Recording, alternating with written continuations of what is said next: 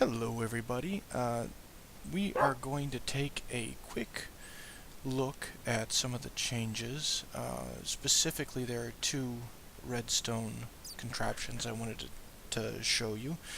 Let me apologize too that we haven't managed to get episode 2 up, and we haven't been able to get the editing done on the raw footage because we've had several serious complications in our schedule lately, including both vehicles being off the road for whatever reason, and an appliance that decided it didn't want to work anymore right around the holiday season. So things have been a bit crazy over here, and in the spirit of things being crazy, I've updated the server to the latest 1.5 snapshot, which obviously has broken a lot of things.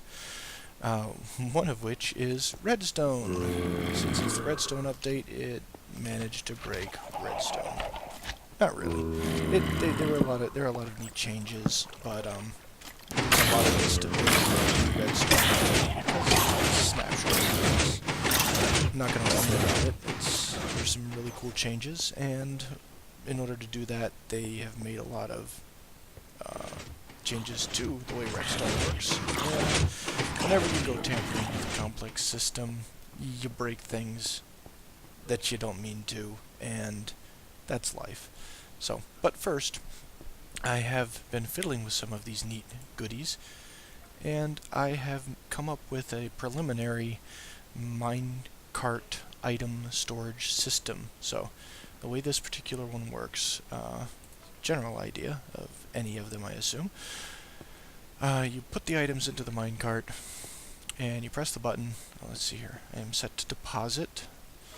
So, press the button. It'll go and dump them into the storage system. You can see it's a little slow. I haven't done a lot of fine-tuning, and obviously haven't done a lot of aesthetic tuning either. But that all comes after functionality. Hehehe. So, it's running through a minecart track circuit, and it's iterating through over top of some hoppers that suck the items out of the storage minecart. And when we think it's done or want it back or whatever, whenever we want the minecart back, just flip the cart return. And this is what will most likely change later, is that you shouldn't have to flip this. It should just run until it's empty, but we don't have the detector rails yet that are supposedly going to be implemented to tell us when a minecart is full or empty. So let's switch it to withdrawal here, and we will press the button. Notice I didn't have to flip this again. I don't have to reset it. It just determines what direction the minecart goes, and whenever you flip it with a minecart in there, the minecart hits the switch over there, and we'll come back. So send it down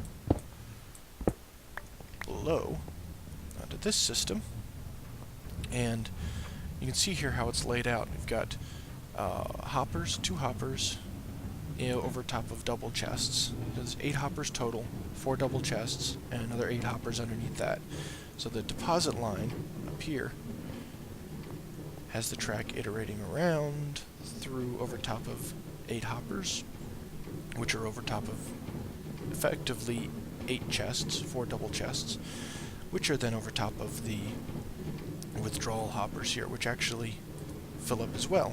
So the overall storage, not including the 27 stacks that can go in the minecart itself, I think my calculation showed it you could store 296 stacks.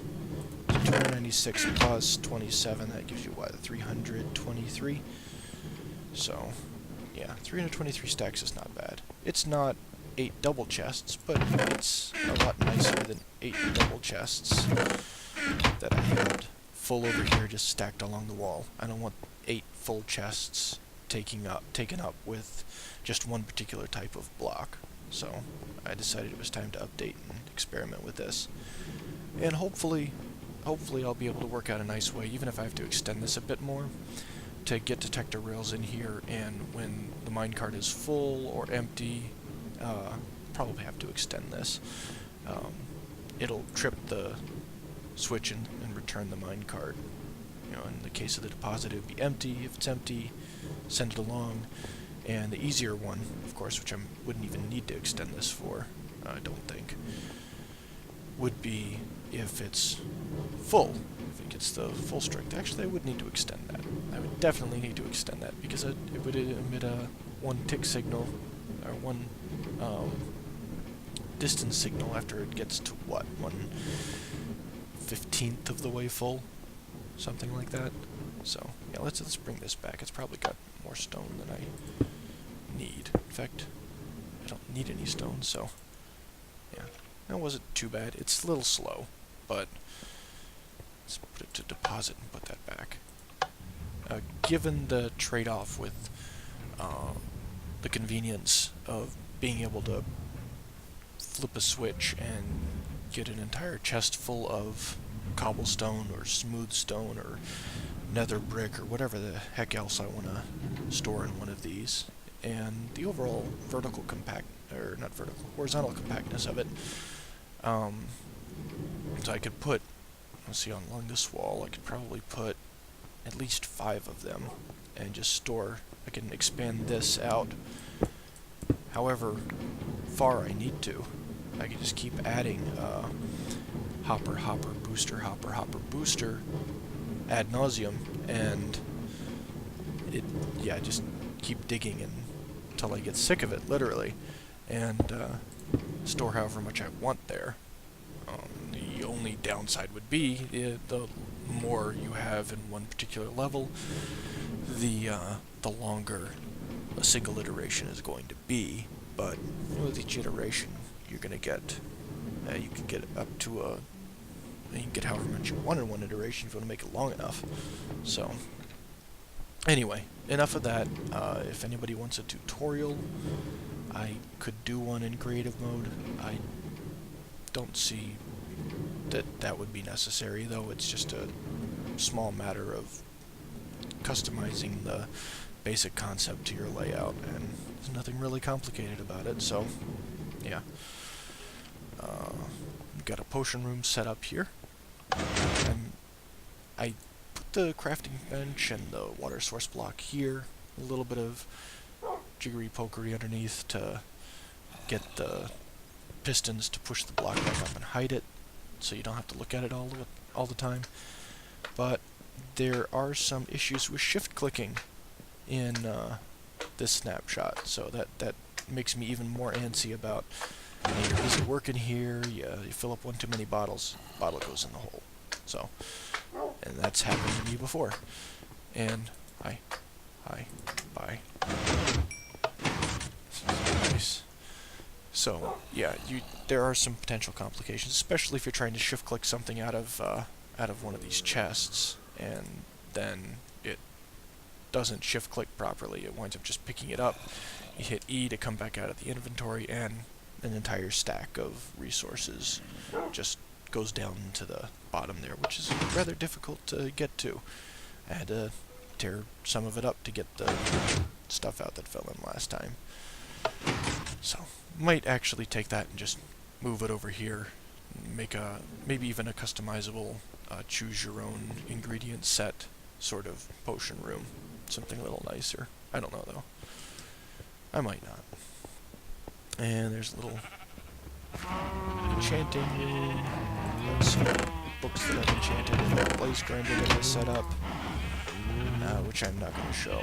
And then we show up here. We will. And up here on the farm level, I did build in a melon cobblestone farm. There's a skeleton around here somewhere. I wasn't able to find him earlier. But anyway, I was digging the other day, clearing out some space for storage, and I uncovered a 2-block hole, vertical hole, that a creeper had apparently spawned in. And so he helped me a little bit clear out some stuff. And I set up the little cafe here as well. So we have a little beverage center, vending. No buttons, no redstone. I don't really care to have things launched out at me, especially splash potions. But, yeah, just right-click on it, grab whatever you need, grab whatever you want, and go. And get a little design here. I'm sure this will change, but a little corner booth and a little countertop, like a bar area, some hanging lights. But what I really wanted to show you was the farms over here. I actually messed up when I built this. I built it too wide, but this is the wheat slash carrot slash potato farm, and I'm actually going to be adding 2 more of these so that I can grow all 3 concurrently. But the general idea is press a button, go up the ladder, and start replanting. Now, one of the basic idea is that there are, and I'll actually just go down and show you, there are pistons here holding back some water, and when you press this button over here, it sends the signal through the redstone, which then hits this repeater and has enough room to power all of the redstone on the right and on the left that then causes these... That was an interesting noise. That then turns off these redstone torches, which then retracts the pistons for just a brief moment. Just one button push, whatever the timing is on that, and causes the water to flow down through, and just for a second, and knock all the crops out, which is really convenient. It saves a lot of time breaking things, and it's not all that complicated to put together. It's actually relatively simple, and this particular size is giving 1 stack and 50 when I get it, when I harvest it, which is actually a little bit more than it should because it's 2 blocks too wide. I screwed up when I did the layout. I did it in the corner. I should have set up one in the walkway, but I was more concerned with making sure that I left as much room as possible. So I set it up over here, and then when I went to go set up this one for nether wart, just like it, I realized it was going to be out to here, which was 2 blocks into the 3-block walkway that I had planned out here. So you'd have the 2 hanging walkway, the elevator back, so 3, and then 1, 2, 3. I like the 3-space walkways. That seems to work out very nicely. So, yeah, and then this one is the nether wart, which, same basic concept, just a little narrower, and this is actually what they all should look like. So, now, what I'm not sure about is whether I like the more open concept design for the aesthetics of the front. This allows for a double chest, which is nice, and it's not buggy, whereas this one only allows for a single chest, and it is buggy because pistons and redstone working together are buggy. As it stands, this is only open for maybe 1... it's more than 1 tick, because 1 tick would have messed with the... actually no, 1 tick might not mess with the piston pulling it back. If you power a piston for 1 tick, it will push the block and leave it. But yeah, so when you press the button, it turns off the torch, which turns off the power to the piston, except that this block is directly above the piston arm, which then receives power from the button, which it shouldn't, because that's not where I put the piston. So that's a bug they're going to have to work out. It's really annoying. The way pistons are powered and where pistons get their power should not change when the piston is extended, unless it's pushing a different piston. So that particular piston's power source should not change. But yeah, so that's what we've done lately. Sorry we haven't gotten the Spelunking video prepared and out. There will be more coming soon, hopefully. But yeah, in the meantime, got the minecart item storage system design done, and some farms, and done some other little things, but nothing too terribly important. I might show the blaze grinder once I get it fixed, but the update actually broke the compact T flip-flop that I used, which I think was Zoomovoid's. Zoomovoid's? Yeah, I think it was Zoomovoid's compact T flip-flop design, and it's no longer working. It will turn off and then turn back on, but it does not respect the timing of the